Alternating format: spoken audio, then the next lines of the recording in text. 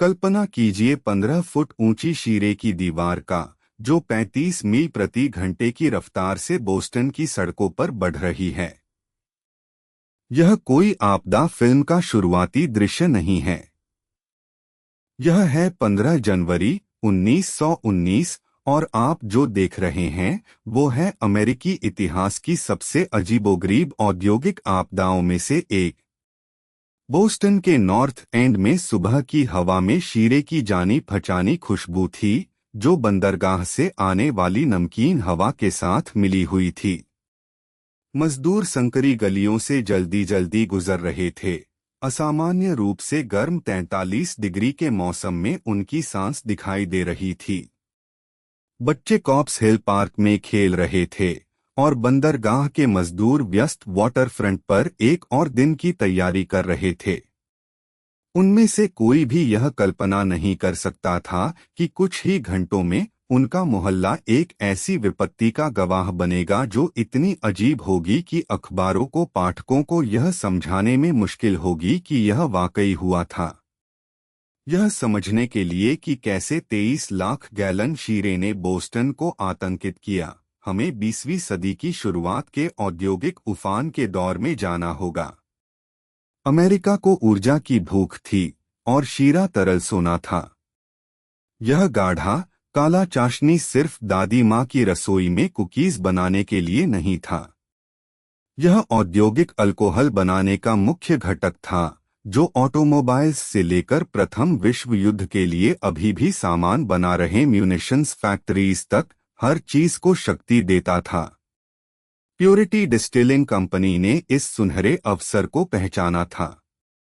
1915 में उन्होंने north and में कमर्शियल स्ट्रीट पर एक विशाल स्टोरेज टैंक बनवाया, ठीक बोस्टन के औद्योगिक वाटर फ्रंट के दिल में। यह कोई साधारण टैंक नहीं था। 50 फुट ऊंचा और 90 फुट व्यास का, यह एक लोहे का दैत्य था जो 20 लाख गैलन से ज्यादा शीरा रखने के लिए बनाया गया था। यह संरचना मजदूर वर्गीय मोहल्ले के स्काईलाइन पर हावी थी, उन टेनेमेंट बिल्डिंग्स पर लंबी छाया डालती थी जहां इटालियन और आयरिश प्रवासी परिवारों ने अपना घर बनाया था। लेकिन शुरुआत से ही यह औद्योगिक स्मारक दोषपूर्ण था। टैंक जल्दबाजी में बनाया गया था, कम निगरानी के साथ और मूल रूप से निर्दिष्ट की तुलना में सस्ती सामग्री के साथ। मजदूरों ने तुरंत समस्याएं देखी थीं। टैंक लगातार लीक करता था, अपनी रिवेट की जोड़ों से शीरा रिसता था जैसे कोई धीरे धीरे खून बह रहा घाव हो। स्थानीय बच्चे डंडों और रोटी के टुकड़ों से मीठी बूंदें इकट्ठा करते थे, टैंक की संरचनात्मक विफलता को एक अचानक मिली कैंडी स्टोर में बदल देते थे। इन चेतावनी के संकेतों के लिए कंपनी का जवाब था टैंक को भूरे रंग से पेंट करना, लीक होते शीरे को छुपाने की उम्मीद में। इस कॉस्मेटिक समाधान ने बढ़ती आपदा को छुपा दिया। इंजीनियर्स जो महत्वपूर्ण डिजाइन की खामियों को पकड़ सकते थे, उनसे कभी सलाह नहीं ली गई। सेफ्टी इंस्पेक्शंस जो तबाही को रोक सकती थीं, कभी नहीं की गईं। टैंक अपनी सामग्री के भारी वजन के नीचे कराहता और मुड़ता रहा। इसकी रिवेट्स उन बलों के खिलाफ तनाव में थीं जिनका सामना करने के लिए वे कभी बनाई ही नहीं गई थीं। जैसे ही 1919 का साल शुरू हुआ, टैंक में अब तक का सबसे बड़ा भार था। कैरिबियन से हाल ही में आई एक खेप ने इसे ताजे शीरे से लगभग पूरी क्षमता तक भर दिया था, जो अपनी समुद्री यात्रा से अभी भी गर्म था। जनवरी के असामान्य रूप से हल्के मौसम ने शीरे को फैलाया था, पहले से ही कमजोर संरचना पर दबाव बढ़ाते हुए। आपदा के लिए मंच तैयार था। दोपहर लगभग 12:45 बजे ऑफिस के कर्मचारी दोपहर के खाने से वापस लौट रहे थे जब उन्होंने एक ऐसी आवाज सुनी जो उनके अनुभव में कुछ भी नहीं थी। गवाहों ने बाद में इसे एक गर्जना के रूप में बताया, जैसे कोई आती हुई फ्रेट ट्रेन या बहुत बड़ी बिजली की कड़क हो। दूसरों ने कहा कि यह मशीन गन फायर की तरह लग रहा था जब सैकड़ों रिवेट्स एक साथ फटने लगे।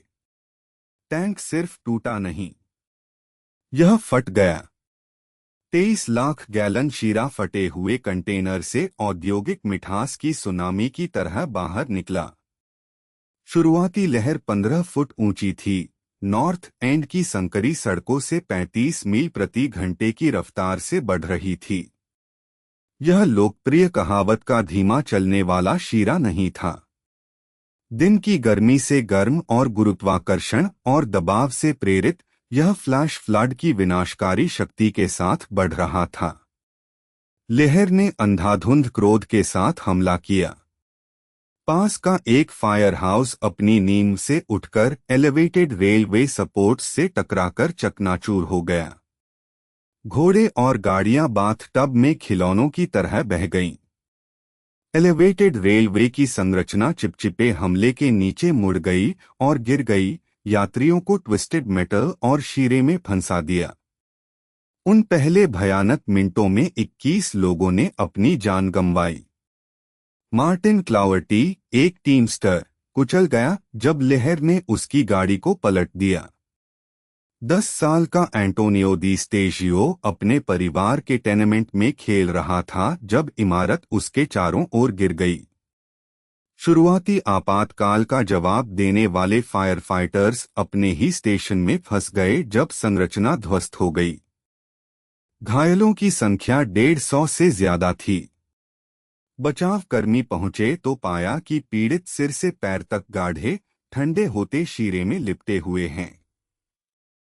पदार्थ ठंडा होने पर सख्त हो गया, सीमेंट जैसी कोटिंग बनाकर जिससे सांस लेना मुश्किल और हिलना डुलना लगभग असंभव हो गया। बचावकर्ताओं को पीड़ितों पर गर्म पानी डालना पड़ा ताकि शीरे को इतना घोला जा सके कि उन्हें मुक्त किया जा सके। सफाई का प्रयास उतना ही अभूतपूर्व था जितनी की आपदा खुद थी। शीरा 2 सिटी ब्लॉक्स में फैल गया था, हर चीज को चिपचिपे अवशेष की परत से ढक दिया था जो हटाना असंभव लग रहा था। सड़कों को धोने के लिए हार्बर का पानी पंप किया गया, लेकिन नमकीन पानी ने शीरे को और भी चिपचिपा बना दिया। अंततः हार्बर से ताज़ा पानी और रेत का इस्तेमाल करके धीरे धीरे गंदगी को घोला और सोखा गया। हफ्तों बाद तक शीरे की गंध बोस्टन पर मीठे, घुटन भरे कोहरे की तरह लटकी रही। टेलीफोन पोल्स छूने में चिपचिपे रह गए। भूरे दाग इमारतों पर शीरे की बाढ़ की हाई वाटर लाइन पर निशान बने रहे। निवासियों ने अपने जूतों और कपड़ों पर अवशेष को पूरे शहर में फैलाया, आपदा के सबूत को नॉर्थ एंड से कहीं दूर तक पहुंचाया। ग्रेट मोलासिस फ्लड अमेरिकी औद्योगिक सुरक्षा में एक वाटरशेड मोमेंट के रूप में खड़ा है। इसने उचित इंजीनियरिंग और सेफ्टी प्रोटोकॉल्स पर प्रॉफिट को प्राथमिकता देने के घातक परिणामों को दिखाया। आज आपदा की जगह पर नॉर्थ एंड पार्क में एक छोटी सी पट्टिका लगी है जो फ्रीडम ट्रेल पर अधिक प्रसिद्ध ऐतिहासिक स्थलों की तरफ जाने वाले टूरिस्ट्स से आसानी से छूट जाती है।